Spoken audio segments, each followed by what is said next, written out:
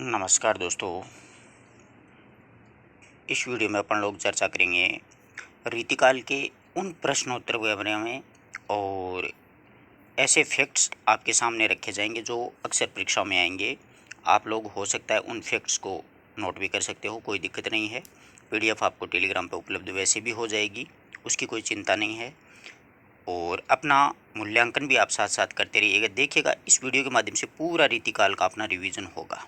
जो अक्सर परीक्षाओं में जिन कवियों के बारे में पूछा जाता है रीतिकाल में, उनकी अपन गहराई से चर्चा करेंगे। अपना पहला प्रश्न बहुत ही शानदार है कि मतीराम की वीरता का जो वर्णन है ना, उनकी वीरता का वर्णन का एक दस्तूर सा निभाता है, यानी जैसे एक उसने दस्तूर कर दिया। मतीराम ने हालांकि बहुत रचनाएं लिखी, जैसे ललित लाम है, मतीराम सतसई है, फूल मंजरी है, अलंकार पंचाशिका है, अनेक रचनाएं लिखी। न तो उसके शब्दों में जान है और न ही अर्थ में सच्चाई है मतीराम के। यह कथन मतलब किस आलोचक के द्वारा कहा गया है, यानी यह बात किस आलोचक ने मतीराम के लिए कही है। तो आप अधिकांश विद्यार्थियों को यही रहता है कि वो शुक्ल का नाम देखते ही तुरंत कर देते हैं, जबकि कुछ एक आलोचक ऐसे भी हैं जिन्होंने भी उनकी समीक्षा की है। तो आंख बंद करके कोई उत्तर देने की कोशिश ना करे। इसमें सही उत्तर होता है नगेंद्र। ये किसका कथन है? नगेंद्र का है कि मतीराम की वीरता का जो वर्णन है वो सिर्फ वीरता का एक दस्तूर ही करता है और बाकी दम नहीं है इनकी वीरता के शब्दों में। और मतीराम की रचनाएं मैंने आपको बताई दी। ललित लाम भाव सिंह के आश्रय में लिखी थी, मतीराम सतसई भोगनाथ के आश्रय में लिखी थी, फूल मंजरी है वो जहांगीर के आश्रय में लिखी थी, अलंकार पंचाशिका है ज्ञानचंद्र के आश्रय में, और वर्त कौमुदी स्वरूप सिंह के आश्रय में। ये ही 2 4 5 इनकी प्रसिद्ध रचनाएं हैं। ललित ललाम इनकी बहुत ही प्रसिद्ध रचना है, भाव सिंह के आश्रय में लिखी गई है। अक्सर परीक्षा में वही पूछी जाती है। बहुत ही शानदार प्रश्न है कि इस ग्रंथ का वैसा प्रचार न हो सका जैसा मतलब होना चाहिए था। इस ग्रंथ का जैसा प्रचार होना चाहिए था वैसा प्रचार नहीं हो सका। कुलपति मिश्र के रस रहस्य के लेकर के ये बात है वो किसके द्वारा कही गई है? तो ये जो बात है कुलपति मिश्र को लेकर के आचार्य शुक्ल के द्वारा कहा गया ये कथन है कि शुक्ल का रस रहस्य ग्रंथ बहुत ही प्रसिद्ध ग्रंथ है। रस रहस्य के माध्यम से ही कुलपति मिश्र को क्या है कि इतनी प्रसिद्धि मिली थी। ये राम सिंह के आश्रय में रहा करते थे, जयपुर के महाराजा थे राम सिंह, उसके आश्रय में। अगला प्रश्न है कि नेवाजकृत शकुंतला जो नाटक है वो किस छंद में लिखा गया है? नेवाज के द्वारा लिखा जो शकुंतला नाटक लिखा गया है वो किस छंद में लिखा गया है? दोहा, चौपाई, सवैया, मतलब सभी छंदों में इसका प्रयोग हुआ है। अच्छा प्रश्न है। परीक्षा में ऐसे प्रश्न बहुत खतरनाक होते हैं, दिखने में बड़े आसान हैं। कोई भी विद्यार्थी इनको छोड़ने की कोशिश नहीं करता है ऐसे प्रश्नों को कि नहीं यार हो सकता है दोहा कर देते हैं, क्या पता अपना तुक्का सज जाए, हो सकता है चौपाई हो जाए, हो सकता है सवैया हो जाए। ज़्यादातर सवैया पे दिमाग चलता है रीतिकाल में, जबकि रीतिकाल में सवैया का प्रयोग देव के द्वारा ही किया गया है, अन्य कवियों के द्वारा नहीं किया गया है। बिहारी ने वैसे देखा जाए तो पूरे दोहे में ही लिखी है अपनी सतसई। तो ध्यान रखिएगा, पूरा नॉलेज होगा तभी ऐसे प्रश्नों को हाथ डालना। वो दिखने में आसान है परंतु ये अपने को 1000, 2000, 5000 विद्यार्थियों के पीछे धकेल देते हैं। एक प्रश्न गलत का मतलब 5-10 हज़ार के नीचे आए अपन। इसलिए रिस्क उसी के लेना जो आप बिल्कुल कन्फर्म हो, आपको ऐसा लगे कि हाँ ये हो सकता है बिल्कुल, क्योंकि बगैर रिस्क के भी काम नहीं होगा। 150 में से ये तो है नहीं कि आपको कन्फर्म 135 प्रश्न आएंगे, ये हो ही नहीं सकता कभी भी। हाँ, आपको आते हैं 110-15 के बीच में, तो आगे 10-15 प्रश्नों की अपन रिस्क लेते ही हैं और लेनी भी चाहिए। रिस्क के बगैर सर लाइफ ही क्या है। रिस्क से डरना मत कभी भी, परंतु थोड़ा ये एग्ज़ाम है इसलिए डरना ये नहीं है कि आप कूद पड़ो 150 ठोक क्या जाओ तो फिर सामने से नंबर दे देगी आरपीएससी। इसमें रीति की सनक अधिक थी और इनकी बहुत सी कविताएं बाजारू थी। किस कवि के लिए ये बातें कही गई है? यानी इनमें रीति की सनक तो बहुत थी, परंतु बहुत सी इनकी जो कविताएं वो बिल्कुल बाजारू सी नजर आ रही थी। ये कथन आचार्य शुक्ल ने ग्वाल कवि के लिए कहा है। ग्वाल की जो रचनाएं हैं जैसे ऋषिकानंदन है, कवि दर्पण है, इनकी प्रसिद्ध तो ध्यान रखिएगा एक ही रचना हुई है जो कवि हृदय विनोद नाम से इन्होंने ग्वाल ने लिखी थी, वो काफ़ी प्रसिद्ध थी। दूसरी इनकी जो रचनाएं हैं वो हैं इश्क लहर दरियाओ, एक बहुत ही प्रसिद्ध रचना है, एक इश्क लहर दरियाओ नाम करके वो भी है। और वैसे ग्वाल कवि रीतिकाल के अंतिम कवि माने जाते हैं, आप सभी लोग जानते हैं इस बात को भी। और एक बहुत ही प्रसिद्ध राजस्थान जी के में आप लोगों ने पढ़ा होगा कि तिरिया तेल हमीर हट चढ़े न दूजी बार। ये एक ऐसी पंक्ति आप लोगों ने आई थिंक पढ़ी है, परंतु इस पंक्ति को ये पता नहीं है ये है किसकी, तो आज से ध्यान रखना, ये ग्वाल कवि की है। बाय द वे जीके में भी ये कर्मचारी चयन आयोग ऐसे प्रश्न टिका सकता है, क्योंकि कर्मचारी चयन आयोग ऐसे ऐसे प्रश्न पूछता है जो ना कभी पुस्तकों में मिलते हैं, जो वर्तमान में उपलब्ध हैं, ना ही कोई मतलब, यानी ऐसे पत्थरों के नाम पूछ लेता है। कवित्व शक्ति और मौलिकता इनमें बड़ी खूब थी, बहुत अच्छा फैक्ट है। कभी कभी वे बड़े पेचीदे मजनून का हौसला बांधते थे, पर अनुप्रास के आडंबर की रुचि के बीच में ही उनका अंग भंग करके सारे पद्य ही को जैसे कीचड़ में फंसा कोई छकड़ा बना दिया हो। शुक्ल ने यह कथन किसको कहा? ये काफ़ी बड़ा मैंने इसलिए लिखा है ये पूरा का पूरा फैक्ट, वरना परीक्षा में यहाँ तक ही आता है कि किस कवि का पद्य है उसको शुक्ल ने कीचड़ में फंसा छकड़ा कहा है, तो ये देव है ना, उसके लिए कही गई बात है, शुक्ल के द्वारा कही गई बात है। देव की रचनाओं के बारे में आप लोगों को विस्तार से चर्चा है ही, जानते ही होंगे, जैसे भाव विलास है, अष्टायाम है, कुशल विलास है, भवानी विलास है, प्रेमचंद्रिका है, बहुत सी लिखी थी, 52 से 72 तक मानी जाती। कालिदास हजारा के 1000 जो है, कालिदास हजारा के 1000 पदों में कितने कवियों का पद्यबद्ध संकलन किया गया? बहुत ही अच्छा प्रश्न है। कालिदास हजारा, पहली बात तो यह है कि किसका ग्रंथ है वो आप लोग जरूर बताइएगा कमेंट में। इसमें देखिएगा कालिदास हजारा के 1000 पदों में कितने कवियों का, यानी 212 कवियों का इसमें 1000 पदों में वर्णन किया है कालिदास हजारा ग्रंथ में। और इस ग्रंथ के आधार पर शिव सिंह सेंगर ने अपना शिव सिंह सरोज इतिहास ग्रंथ भी लिख डाला। देव किस किस के आश्रय में रहे थे, ये अच्छे प्रश्न बनते हैं। देखो ऐसे प्रश्न गलत नहीं होने चाहिए। जैसे आजम शाह के आश्रय में देव थे, कौन सी रचना लिखी बता दूं आपको? आजम शाह के आश्रय में देव ने भाव विलास लिखा। कुशल विलास के आश्रय में कुशल सिंह के आश्रय में, ये मतलब कुशल सिंह जो थे वो फफूंद रियासत के राजा थे। उद्योतन के आश्रय में भी इन्होंने प्रेमचंद्रिका लिखी थी। भवानी विलास भवानी दत्त वेश्य के आश्रय में, यानी सभी थे। अब देखो ये प्रश्न गलत परीक्षा में कैसा होता है, ये नीचे अगले ने दे दिया ABC, फिर AB, फिर ABC, ऐसे ABCD। अपन कोई भी विद्यार्थी ध्यान रखना, यहाँ तक बहुत कम विद्यार्थी पहुँचते हैं। उनको क्या है कि इतनी जल्दी रहती है परीक्षा में प्रश्न सोल्व करने की कि वो तुरंत यहाँ पर आजम शाह 1 नंबर कर ही देते हैं, ये देखते नहीं कि नीचे और कुछ भी है इसके, और वो गलत हो जाता। आता हुआ प्रश्न इस प्रकार से गलत होता है। थोड़ा ढंग से आराम से पढ़ना, थोड़े मतलब जो अपने संवेग होते हैं ना, संवेग आप साइको में पढ़ते हो, उसको कंट्रोल करना यार।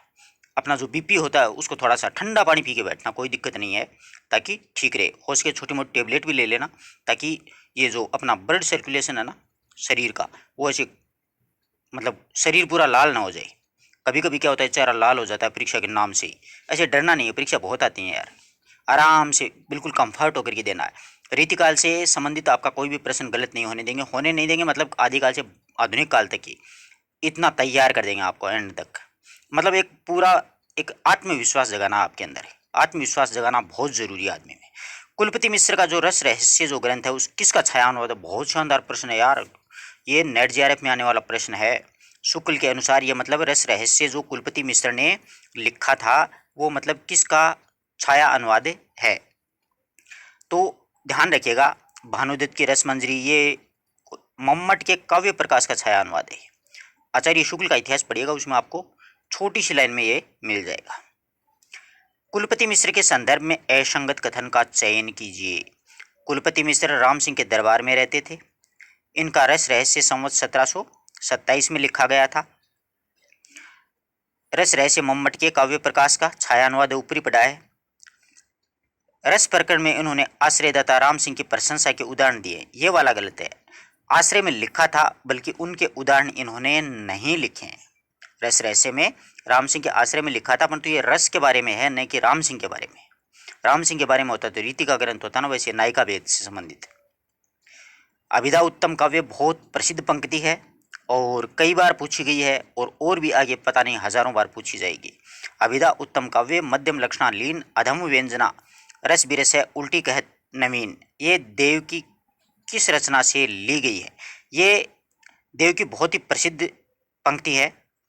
सीधा सीधा तो यही आता है ज़्यादातर कि अभिधा उत्तम काव्य, ये पंक्ति किसकी है? देव की। परंतु यहाँ पर थोड़ा सा गहराई में जाने के लिए अपन को पता होना चाहिए, ये काव्य रसायन उनका बहुत ही प्रसिद्ध ग्रंथ है देव का।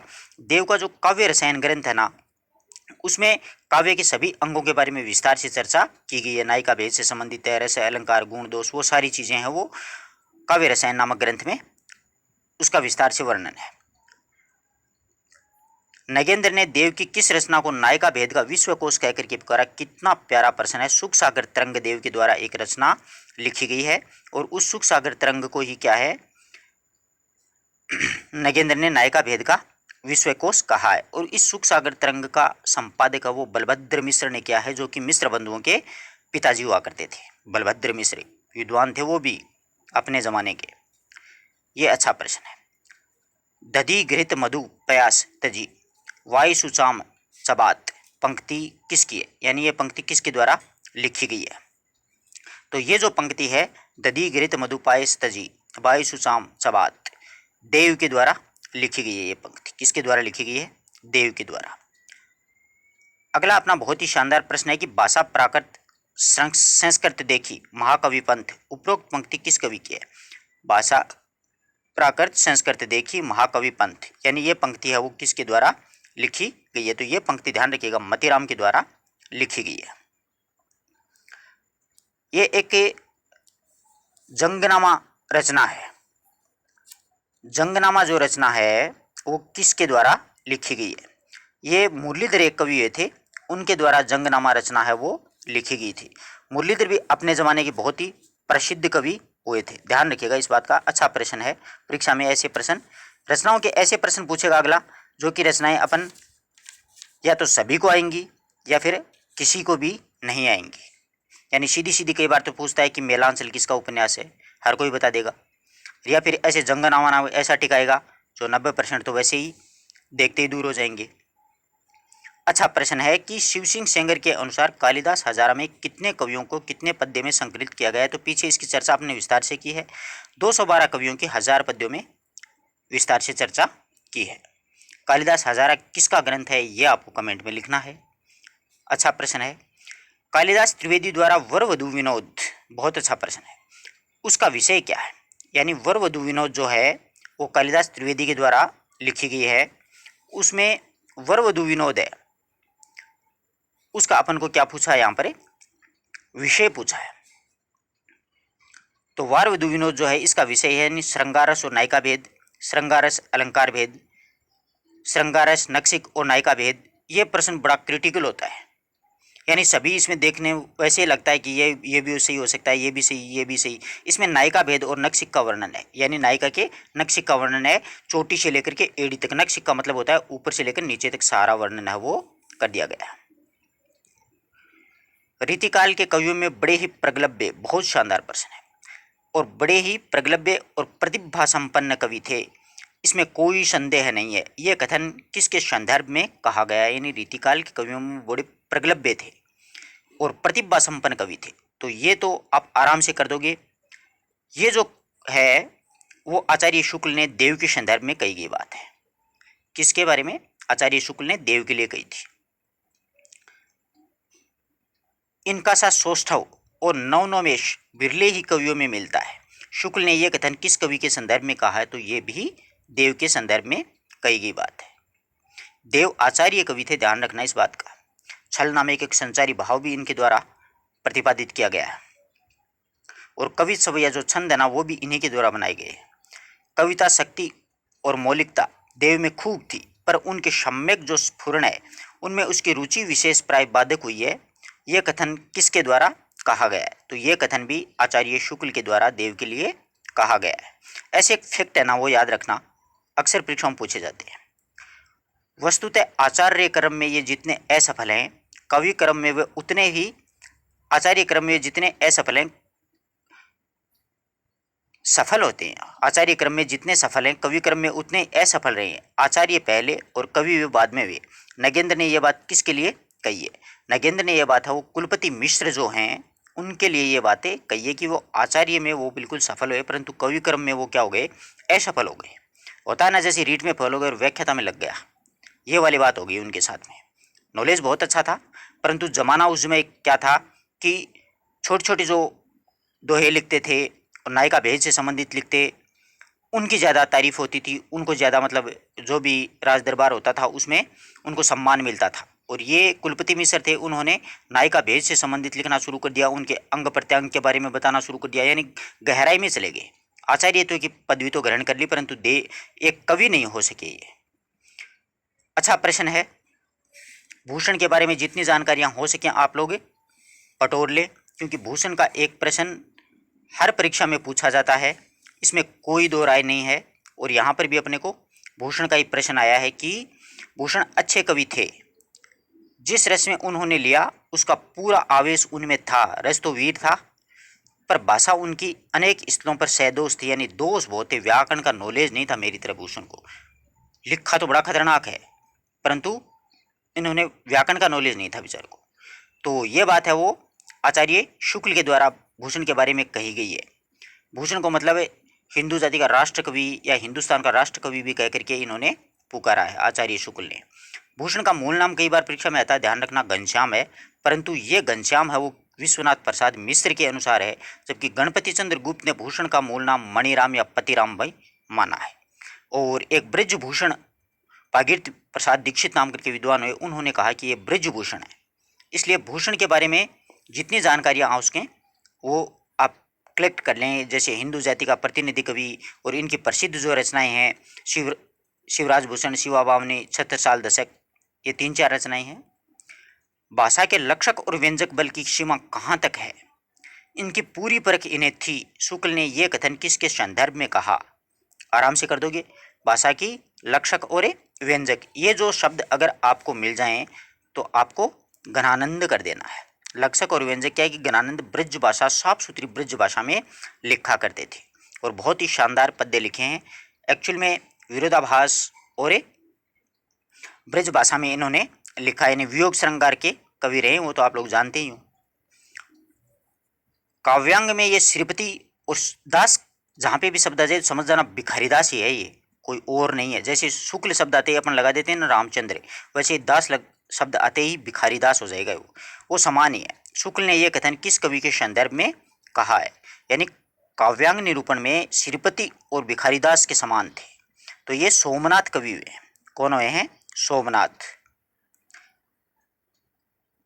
काव्य की रीति सीखी सुकवि ने सो देखी सुनी बहुलोक की बातें, पंक्तियां किस कवि के द्वारा कही गई? ये पंक्तियां स्पेशली थोड़ा सा ध्यान रखना, ये पंक्तियां वो भिखारीदास के द्वारा कही गई बात है। भिखारीदास भी अपने आप में बहुत ही बड़े एक विद्वान हुए थे, रीतिकाल में बहुत मतलब समादरणीय आदरणीय कवि के रूप में या फिर आचार्य के रूप में इनको गिना जाता है। इनकी 2-3 रचनाएं बहुत ही प्रसिद्ध हैं, जैसे काव्य निर्णय एक रचना, ये देख लीजिए, व्याख्याता भर्ती में ये रचना छप चुकी है। काव्य निर्णय किसकी रचना? ये सीधा सीधा प्रश्न बहुत बार आया है और अब की बार भी आएगा, पक्का ही आएगा। ये काव्य निर्णय भिखारीदास की बहुत ही प्रसिद्ध है। इसके अलावा रस सारांश है, शब्दनाम कोश है, श्रृंगार निर्णय है, ये प्रसिद्ध है इनकी। इनका काव्य प्रकाश जो रचना है ना, वो भी मतलब मम्मट के काव्य प्रकाश के आधार पर मानेगी। इन्होंने इसका छायानुवाद किया, यानी रस ध्वनि आदि का समावेश इन्होंने किया है। तो ध्यान रखिएगा, काव्य निर्णय इनकी बहुत ही प्रसिद्ध रचना है। ये बहुत प्रसिद्ध पंक्ति है और आप सभी को आती भी है, और हो सकता है पेपर में ये भी अब मिल जाए अपन को कि कुंदन को रंग फीको लागे, जल के अति अग्निचारु गोराई। रीतिकाल की किस कवि की पंक्ति है? तो आराम से कर दोगे, मतीराम की पंक्ति है। बहुत प्रसिद्ध पंक्ति है, हजारों बार पूछी गई है और भी पूछी जाएगी। जो पीछे के पेपर में प्रश्न आए हुए हैं ना, वो ज़्यादा सोल्व किया करो, रिपीट होने के बहुत चांस होते हैं। और विद्यार्थी जीवन में ये रहता है कि ये प्रश्न आ गया जबकि आगामी नहीं आएगा, ऐसा कभी नहीं होता है। नया प्रश्न अगला कहाँ से बनाएगा, और अगले ने दिमाग घूम गया, नया प्रश्न बना लिया, तो आपको पता ही है क्या होना है। रीतिकाल के किस कवि ने अपने ही ग्रंथ के लिए स्वयं लिखा है कि इस छोटे से ग्रंथ को पढ़ लेने पर रस का विषय जानने के लिए और ग्रंथ पढ़ने की कोई आवश्यकता नहीं है? तो रसलीन है, रसलीन के द्वारा ये बातें कही गई है। अंग दर्पण इनका प्रसिद्ध ग्रंथ है ना रसलीन का, उसके बारे में ये बात उन्होंने कही है। रसलीन का मूल नाम भी कई बार पूछ लेते हैं पेपर में, जैसे सैयद गुलाब नबी रसलीन था। यह मतलब क्या है कि अमय हलाहल मद भरे श्वेत श्याम रत्नार है, जियत मरत झुकझुकी परते, जे चितवन इक बार है। ये पंक्ति इनकी बहुत प्रसिद्ध है, हो सकता है परीक्षा में आ जाए। अगला प्रश्न देखिए, दाने की न पाने की, न आवे शुद्ध खाने की, यो गली महबूब की, आराम की, सुखराना की। अब महबूब महबूब तो आ गया, परंतु यहाँ पर ये चारों महबूब आ गए। इन चारों महबूबों में से करें तो करें किसको? अधिकांश तो यहीं पर गणान टिका देते हैं, ऐसे दो देखते हैं। ऐसा नहीं है, ये आलम की पंक्ति है और बहुत प्रसिद्ध पंक्ति है, ठीक है ना, नोट कीजिएगा। रावरी रूप को निहारती, ये रावरी रूप ऐसा शब्द अजय तो वो आंख बंद करके अपन को टकाटकी गणानंद कर देना है, क्योंकि गणानंद तो डूब के प्रेम किया था ना बेचारे ने। तो डूब के जो प्रेम करता है, डूब के कोई भी काम करता है, वो आदमी अंत में पछताता है, उसको सफलता नहीं मिलती। सफलता क्या है, उसको सुजान तो बड़ी बेकार निकली, कमनी थी। उन कवियों का क्या कहा गया जिन्होंने शास्त्रीय ढंग पर लक्षण और उदाहरण प्रस्तुत करके अपने ग्रंथों की रचना की है? तो वो कवि रीतिबद्ध कवि हो गए जिन्होंने लक्षण भी दिए और उदाहरण भी दिए साथ साथ में। छंद शास्त्र का सा विशुद्ध वर्णन, विशुद्ध निरूपण और किसी कवि ने नहीं किया है। शुक्ल ने यह कथन किसके बारे में कहा है? तो सुखदेव मिश्र का आप लोगों ने नाम सुना होगा। सुखदेव मिश्र के द्वारा एक रचना लिखी गई थी, छंद विचार और एक व्रत विचार। उसमें उन दोनों रचनाओं में क्या है कि छंदों के बारे में बताया गया था। सुखदेव मिश्र को कविराज की उपाधि है, वो उनके आश्रयदाता थे राज सिंह गौड़, उनके द्वारा दी गई है। और सुखदेव मिश्र की 2-3 रचनाएं हैं, जैसे देखिएगा व्रत विचार है, छंद विचार है, फाजिला प्रकाश है, रसावर्ण है, श्रृंगारलता है। ये 3-4-5 इनकी प्रसिद्ध रचनाएं हैं। तो ध्यान रखिएगा, सुखदेव मिश्र ने जो छंदों पर विशुद्ध वर्णन किया ना, ऐसा कोई भी ग्रंथ अब तक नहीं मिला है। वो व्रत विचार और छंद विचार 2 ग्रंथ, व्रत विचार ज़्यादा प्रसिद्ध है। इस प्रकार से अपन ने रीतिकाल के प्रश्नों का अध्ययन कर लिया है। आशा करता हूं कि आपको हर एक बात समझ में आई होगी। किसी प्रश्न में कोई डाउट हो, मुझसे जल्दी में कुछ निकल गया हो, तो आप लोग कमेंट कीजिएगा और जो प्रश्न पूछा उसका जवाब भी दीजिएगा। अपने मित्रों तक शेयर करो तो बढ़िया बात है, वरना यहाँ पर पड़ा रहने दीजिएगा। धन्यवाद।